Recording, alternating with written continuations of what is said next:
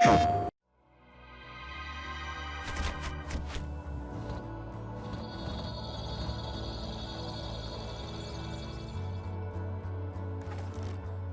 we first found out about PlayStation 4 and the features of the platform, we were really pleasantly surprised that they completely synced up with what we had in mind for DriveClub. It was almost a perfect storm, if you like. We had this desire to return back to realistic racing.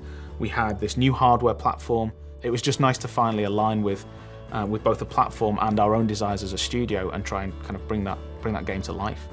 One of the things that we really liked was this idea that this was for an integrated, social generation of gamer who are now used to immediacy, connectivity, and an untethered relationship with their video games, where they are in touch with those game worlds when they're on the bus, when they're at work, 24/7. We've taken everything that we've seen from the massive rise of social networks since the last console cycle, and really that's become a core pillar of what PlayStation 4 is all about.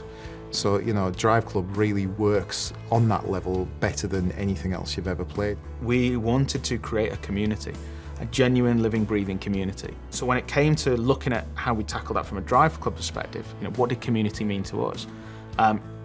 It meant that you had to have the ability for players to race both competitively but also collaboratively. And if they're going to collaborate, they've got to be together in a club. You know, they have to be a team of racers. Within DriveClub, there will be a range of social connections.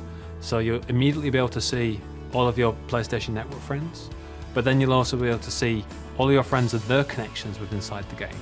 So you'll be able to see how your friends are connected to other people. But we'll essentially make it very easy using the social connection feature to be able to find the perfect club for yourself. What we want to achieve with DriveClub is basically a game which transcends the standard racing experience. We want to make it so that it's motivated and driven by the community itself. So it's very much a case of players getting involved, creating their own events, and actually building a community around the tools that we offer them. So at the core of DriveClub, you have the ability to, anything that you do in the game, any time that you set, any score that you set, you can bundle that up as a challenge and then send it to friends, club mates, even complete strangers. You know, you can pass this data on to them and say, look what I did, I dare you to beat it. Challenges are not just to send and forget. Basically, you're put into a leaderboard with those people, and so for the set duration of the time of the challenge, you can compete to sort of better yourself. In addition, once the challenge has been sent out, if people like that challenge, they can start competing in it or even forward it on to their friends, and so there's an opportunity for those challenges to go viral. One of the key ways the PlayStation 4 really enhances the multiplayer experience in DriveClub is the fact that every single section of every one of our tracks, our real-world kind of breathtaking, beautiful vistas, has data that can be turned into challenges for the best times, the best drift settings, the best 0 to 60 records on every straight, on every bend, on every turn, every piece of camber, every surface type has data that can be turned into challenges which can then be sent to others. That's only achievable on this console with this brilliant new emphasis on connected gameplay. DriveClub isn't a professional racing series. This isn't Formula One or IndyCar or anything like that. This is just a bunch of people that love cars, that love racing, that want to compete together, collaborate together, that just want to turn up to a location and just put their tyres on the asphalt, you know? We want to make sure that, you know, irrespective of your level of skill, whether you're a hardcore racer or just casual racer, that you can pick up and play. But it has those layers of depth inside there. So if you are a skilled player, you can shave off those tenths of a seconds per lap. But if you are a casual player, you can pick it up and play and still post a good lap time. We want people to be able to pick up a car and go, this is fun, I can tell the difference between that car and get around this corner, look at me drift, isn't it brilliant?